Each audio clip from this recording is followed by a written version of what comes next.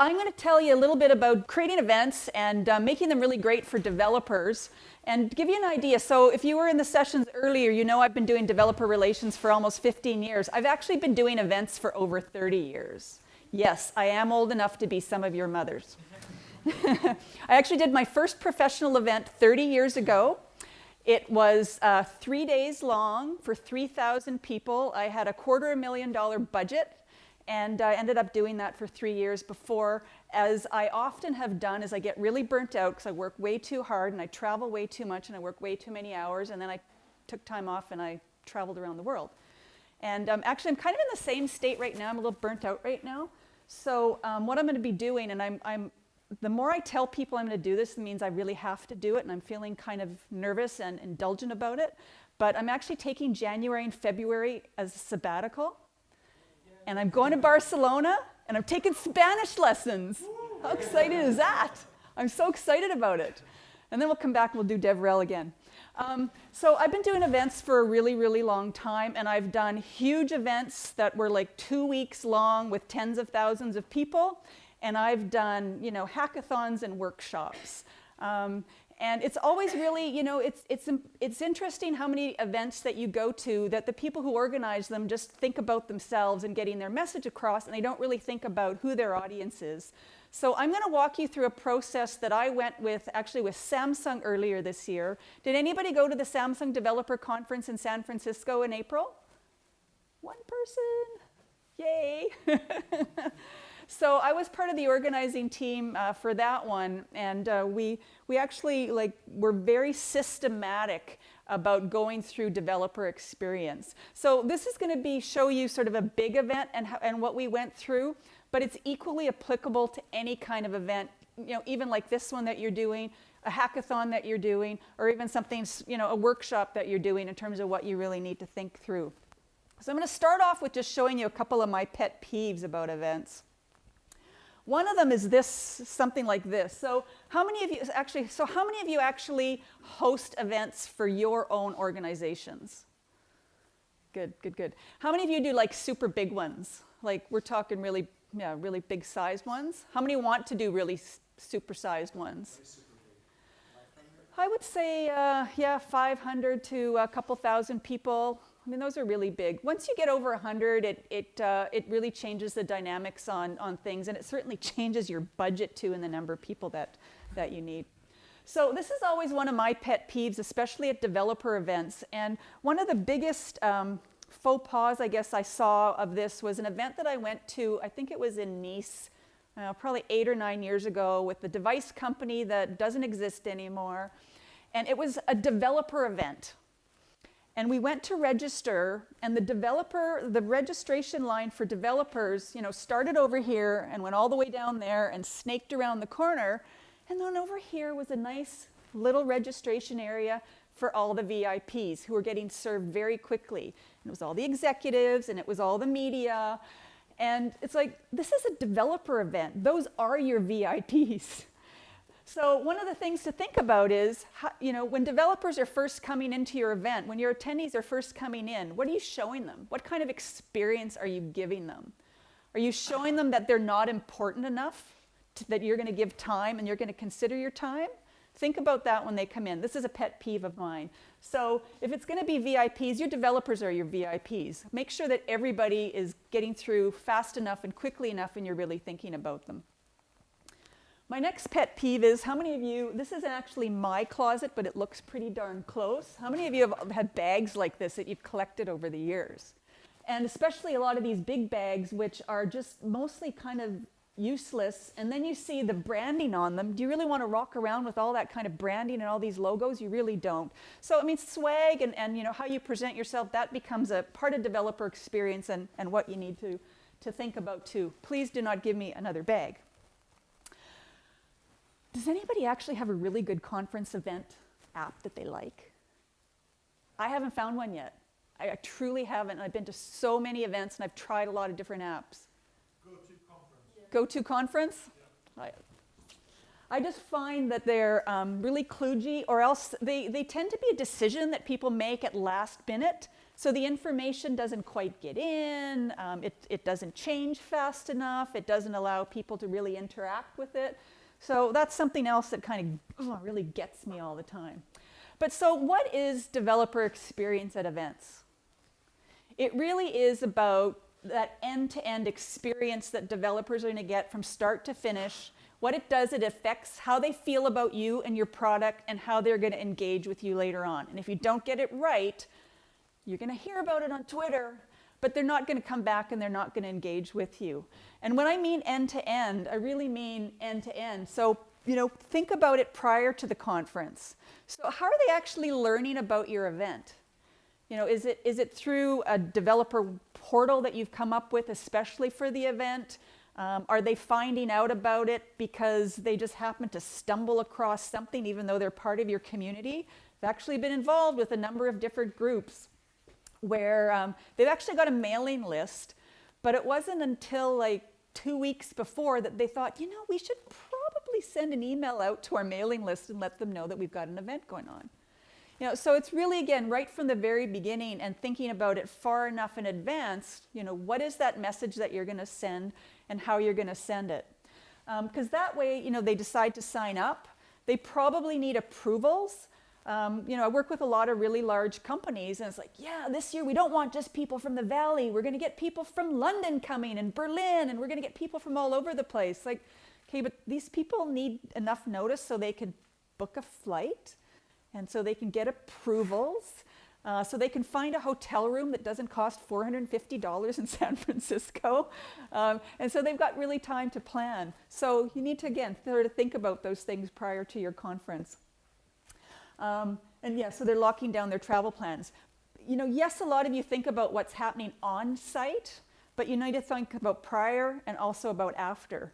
And I'll go through a little bit more of the on-site stuff, but the registration, how they sort of navigate even through your venue, what that feeling is all about when they actually come into the venue. I know when I often, again, sort of help companies plan their big events. So I put the t-shirt on and I become Samsung at the event, or I become Intel event, or whatever it is. And if I see garbage on the floor, I'm going to pick that garbage up because that reflects on what the event is all about. And actually, I was at a conference in Palm Desert a couple of weeks ago for entrepreneurs. And I was standing there eating this biscuit. And all of a sudden, this employee comes up to me. He goes beside and he's picking up a crumb. And I said, I'm sorry, I didn't mean to make such a mess. And he goes, no, it's Mr. Marriott. He's coming down the hallway. So it was a good, Mr. Marriott shouldn't have to be coming down the hallway for you to think about how this event is really affecting how people are thinking about your particular company. How are the exhibits are going to be a part of it, and also just, how are people connecting with each other? And so I'll show you some of the things that we did at this past event and how we just made it much more accessible to everybody else. And then post-conference too, how quickly do you actually get the slides up? Do you actually get the slides up? Or actually, is there a way for people to interact with you afterwards? How do they actually sign up for your program? And how do they sort of download your API, your SDK, or whatever it is? I pulled this off, so you're not going to be able to read this. Yes, you'll get the slides afterwards. What I started to do when we were doing this for Samsung is we created started off with a really big spreadsheet and walked through. So you literally walk through every piece of it. From the pre-conference stuff, so what are people experiencing, what it's going to look like, and from the registration to how people are signing up, to which sessions they're going to go to. So you'll get a copy to see this. I downloaded it offline and then went and sort of recreated something that worked for us in Excel, which didn't work very well up there. But when you're thinking about experience, it's not just about creating sort of one more activity or having some nice stickers that people are going to take. It really is very much end-to-end, and you need to be very prescriptive about doing it, especially if you're doing something on such a huge basis. So again, some people think it's like, well, we'll just add a couple more activities in. We'll have a beer night. That way it's going to be this great developer experience. You really need to think about how to enhance those basic conference operations that everybody does. Again, whether it's sort of registration or having room monitors, that sort of thing, and how that flow is. And think about it, like how well do you know your venue? How many times have you organized an event and never been to the venue ahead of time? You really need to make that walkthrough and see how it is and get a feeling for what those developers are going to get when they come through the door and experience things. So first thing you're going to do is think about how developers are going to interact with your event for all those regular things. Then what we do and what we did is we segmented. We were, again, very prescriptive about who we thought our audience was going to be and who we wanted our audience to be. And I'll show you some examples of that. And then we carefully selected, sort of a couple of activities that directly spoke to those segmentation and those personas that we came up with. And then it's about staff too. You got to have the right amount of staff, but you got to motivate the staff and make sure that they become quite high touch in things. Oftentimes you'll find staff, another pet peeve of mine at events is, the developers often are not really great at reaching out to each other and talking to one another. And so you'll get all the staff sitting together, at the event or at the lunch, and they're all sitting together at the same table. And meanwhile, here's the developers that the event is actually for, and they're not interacting with them.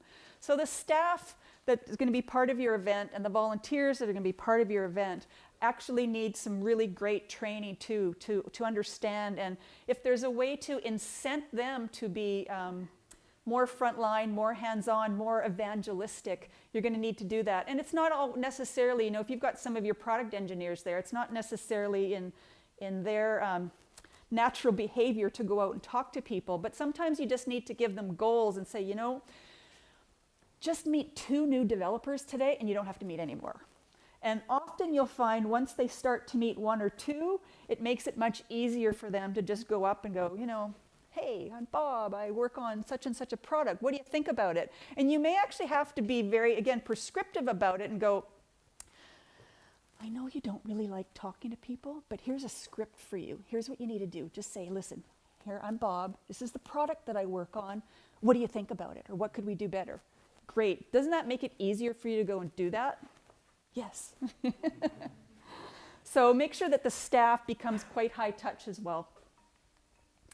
So you're going to have to come up with some corporate event objectives. And so here's some of the things that I tried to genericize some of this so it wasn't sort of a direct copycat of everything that Samsung was doing. But usually an event is about generating awareness and strengthening your relationship with developers and getting them really excited about what you do. Maybe you're launching some new product and some new information. So make sure you know what your objectives are up front and make sure you share that with the rest of the staff. Then next comes measurables. We're all really good at that now, right? Here's, again, I kind of changed things around a bit, but some of the measurables that we came up with for this event. We wanted so many people to register. We wanted some of them that were just not from the Bay Area, because if you ever held an event in the Bay Area, you tend to see a lot of the same people. No matter who's doing the developer relations event, it's a lot of, 25% is going to be the same people. We wanted to make sure that there was a really good survey rate. We wanted to make sure that the sponsors were well taken care of, which is another really big piece of developer experience as well. We wanted them to re-sign right away. And we wanted to track the number of impressions across a number of different ways. So, your measurements may be some similar topics, some different ones, but you definitely need to have them because then it'll help you again in terms of how you put your event together and then how you measure it afterwards. So you really need to come up with some goals ahead of time. So when we're thinking about sort of the developer experience, again, it's about those touch points and it's about everything that they're going to experience. And I didn't put taste up there, but actually food makes a really big difference. And I've held more events in the Valley than I've had in other places, but the food at the Moscone is like really bad.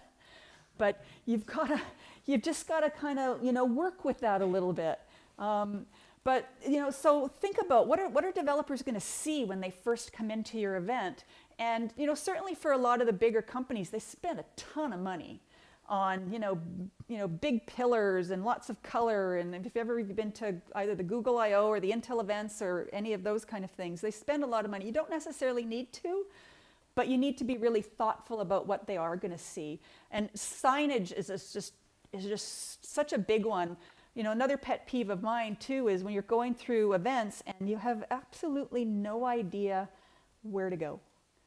That's such simple signage to do. It's just such absolutely simple signage to do. These are developers. They want to get a chance to, touch something and play with something and find out with, maybe you got some new devices or they want to learn and do coding. So make sure you're adding that into your sessions and you're making the time for it. Surprised at how many developer events that are out there and all they want to do is talk at you. That's not a developer event. Developers really want to get touch and feel and try things. But they also very much want to meet you. They really do want to meet you. And I know we talked about hackathons yesterday at the workshop. And if you really need to have a dedicated team, again, that's going to be those people that are going to make sure that that you're shaking as many hands as you can. Think of yourself as a politician a little bit. You really got to go out there and kiss some babies. But people want to meet people. That's why we hold events. If you didn't want to meet people, hold a conference online or, do something on a Google Plus channel. Don't spend all that money on big events if you don't want to meet people. You really need to be able to do that and make sure that the teams are in place and that they're really prepared for it. Well, that didn't turn out so well based on these slides. But everything attendees see, hear, perceive, learn really affects the way that they are excited about you, feel empowered to do something, get recognized for what that they do, and really motivated to work with you. And that, helps support your corporate goals in the end, because that's what this is all about, right? So firstly, it's about getting the basics right. So again, it's that communication. You don't want a lot of marketing speak. This is a developer relations event. Why do you want people to come? What are they going to come and learn? What are they going to get out of it? Be very, very clear about that. Make it really, clear about what it is and who else is going to be there. And so, make sure you're talking to developers. Make sure it's not just your marketing team that's coming up with marketing speak. It really should be developer relations people that are involved in it. Emphasize technical benefits. It's not just about, coming and having fun and hanging out. It really is about things that they're going to learn. And again, we target it to personas. Registration, as I talked about, some of my pet peeves are those really long lineups. So think about, what is that process? How are people being greeted? For this particular event, we hired this company that had what they called the Disney way of doing things. So if you've ever been to Disney, everybody gets a smile, everybody gets a hi, how are you? And that's what we wanted to make sure too. Everybody that gets involved with seeing developers, all the volunteers at the front, hi, how are you doing? We're really glad to see you. That is such an important thing to do and goes a long way in how people are going to feel about your event. Signage, boring swag, of course. So yeah, we had the greeters and really easy to read maps, schedules that were really clear, signage that was really clear.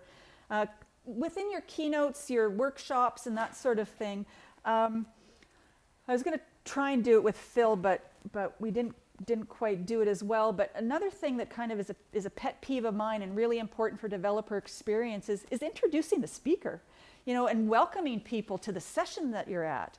Again, how many times I've been to, and you've probably been to sessions where you kind of, you sit in the room and you go, and all of a sudden the speaker starts talking. They don't even say hello to you. Like, does that make you feel welcome? It really doesn't. So every one of your speakers, and what we did is we put together not just speaker information that says, you've got to be here at 9:15 and please, take 15 minutes for questions. It's like, here's what your introduction is going to be, please say hello. And it's also great too if you've got somebody that's introducing you, because it just makes, again, the room feel a lot better and to thank you for being here rather than just, okay, my session's done now. And everybody kind of looks around going, okay, does that mean we leave? Do we, what do we do? So, thinking about having all those pieces in place, and it takes a lot of extra people, but the feeling that creates and that experience that creates is just so well worth it. And Especially for a lot of you with bigger companies, use your developers to do it. A lot of them actually like to do that sort of thing. They want to be what we call door monitors or greeters. Let them do it. If you've got enough money to hire people, great. But often it's some of those developers. Give them a free pass and an extra bag you've got in the back or whatever it is, or invite them to a VIP party because they've been really helpful for you. But giving them the opportunity to participate in that sort of way is great. And we've certainly done that. Has anybody been to one of our whip jams that we used to do over the years? Thank you, Rod. We used to do big developer events ourselves and used a lot of people from the developer community to help us be room monitors. And they were so excited to help out. And those are some of your greatest advocates that can be supportive for you too. I'll show you some of the stuff we did too with helping people actually meet. Again, having your staff be prepared, but there were some other ways that we went around doing that too. And again, sort of thinking about, what are those meals? You can't change the menu at the Moscone, but you can certainly make the experience better than just the way it is. So again, you'll get these slides and you'll get a chance to look at it, but I got a few more that I want to go to. So, after you've thought about just some of those basic pieces, it's really important to think early on, who actually is coming to this conference? Is it just, it's developers, but what kind of developers are going to be there?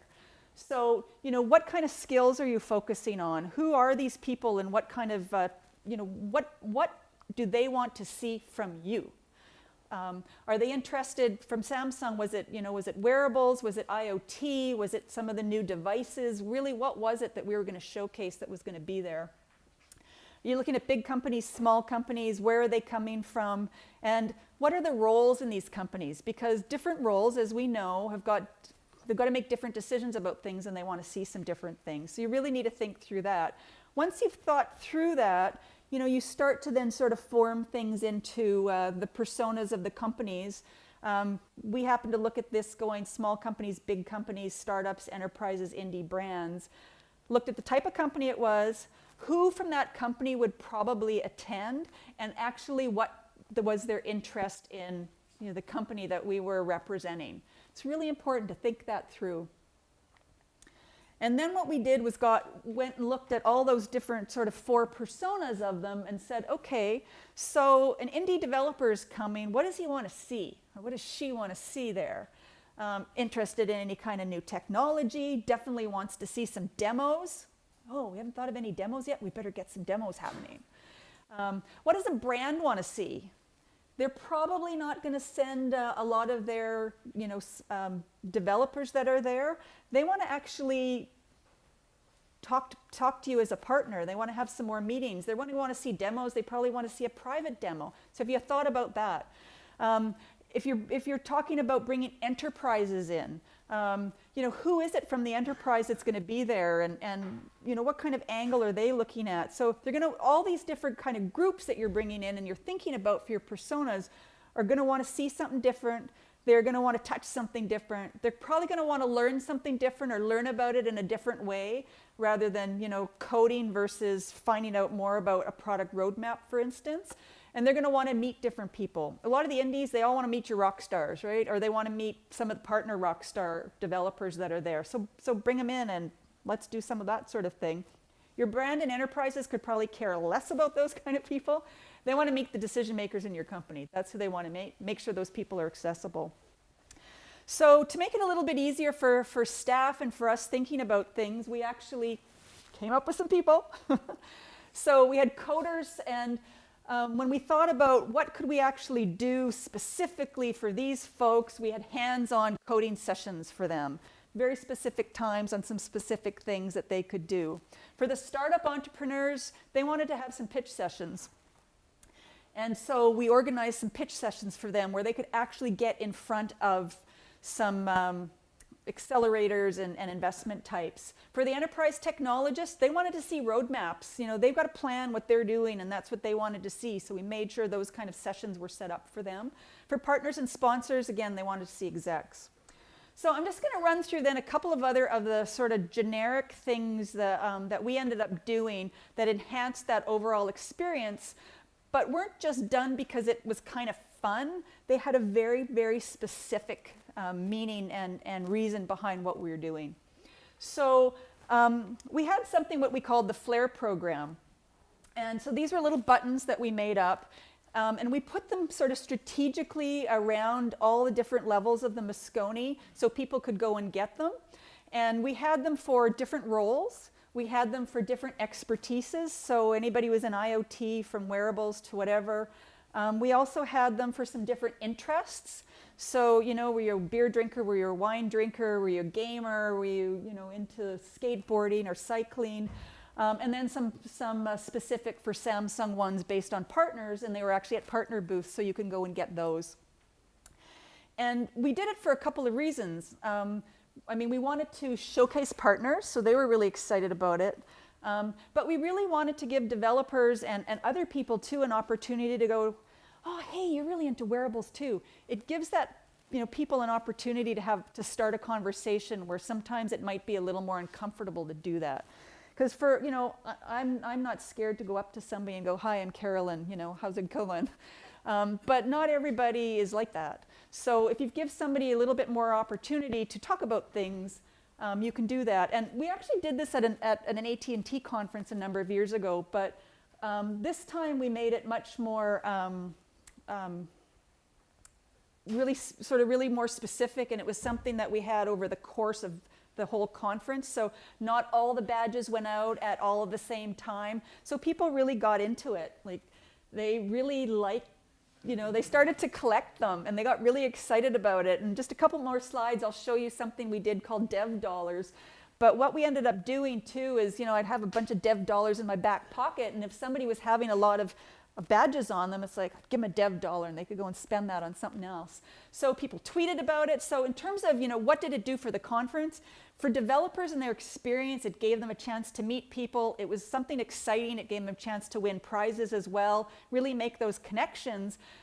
For the company as a whole, it was great for social media. It was great actually for measuring which pins were more exciting than others. So there was a level of measurement that happened there. And people just were really excited about it. So every time we'd bring out a new bag of pins, we just had people following us all over the place. It was really a lot of fun. The other thing people don't often think about is what they do at the developer parties, if there is going to be one. And time again, and if you've been to any of our events and some of the ones we've done for others, we always do a paper airplane contest. And I know for a lot of your companies, and I'm a big rocker from way back, I love bands. And I'm always the one that gets right up at the stage and I'm rocking. But you know what? Most developers aren't like that. They're the ones that are still in the hallway wanting to, do some of the different activities. And a lot of money is spent on bands. Like millions of dollars can be spent on these bands that maybe 5% of your audience is actually going to watch. At this particular conference, we had hundreds of people participating in the paper airplane contest that cost a total of like $5 worth of paper. $5 worth of paper, and I also got some electric tape in some different colors to measure. Like, here's the starting line, and it was, a flip chart, and I drew a bullseye. That was it. Comparison to millions of dollars that was spent on the band that, kind of 50 people were interested in. So again, you got to think about what are some things that everybody can do that gets everybody really interested. And interestingly enough, after the contest was over and the band had started, there was still more people still throwing paper airplanes around than there was listening to the band. And then we had some champions that we got in as judges. So, started to sort of integrate everybody working together. And it was just a way, again, we had a number of other things that we did at events. Giant Jenga still works. Do you believe that? It really does. Gets people talking, and it just really is a way for people to interact. We had some drone racing, which I think I crashed one of the earlier ones. I'm not very good at it. But there's a lot of other things that you can do that are pretty inexpensive, but get people talking and get people really interacting. That's really important. The other thing we implemented was something, again, with staff that we called the Staff Smile program, is we incented staff. we incented them with what we called these dev dollars, which is my last slide. We gave them badges, so they felt a little more empowered to get out there and ask. But people always also knew that these are the people that I can go and ask. We tried to. So this says, "Test my superpowers. How can we help?" I wanted it to be a little more edgy than that, but I didn't get my way. But they were kind of, again, fun rather than just, here's my name tag, I'm here to help you. Laptop stickers, I'm sure a lot of you have that. Those are great things to have as well. And then the last thing I'm going to show you that we did is we implemented something we call dev dollars. And it was crazy. So there's often, like, how do you get people to visit your booths? And there's the passports and that sort of thing. And what we decided to do was have these dev dollars where people could collect certain values and then go and purchase things. And again, it got people really excited. It got people out to the booths. It actually got like really boring booth people to actually engage with the people that were coming to their booths. So that was sort of part of the initiative behind that one. The other thing that it ended up doing was they had to go and collect their prizes, which they turned these dev dollars in for at the store. And so it gave them an opportunity to see the new devices, to see the new wearables.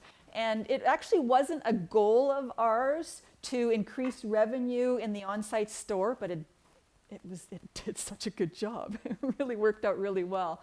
So again, met corporate goals, but also gave developers a chance to have some fun. And then we had prizes that was everything from, like, for one dev dollar, you could get like a back scratcher, like, kind of little silly things like that, to if you collected enough of the gold ones, you got devices. So of course everybody likes, who doesn't like a free device? So there were two of us that were the developer experience police, and we did make sure that we went through every one of them, every piece of before, during, and after. We took a look at, again, the basics that you want to take a look at. We made up the personas and thought, here's what we can do for these people. And for Samsung, it truly was the best event that they've ever held. And, sort of learned a lot in the process as well. So thank you very much. I hope you learned a little bit about developer experience.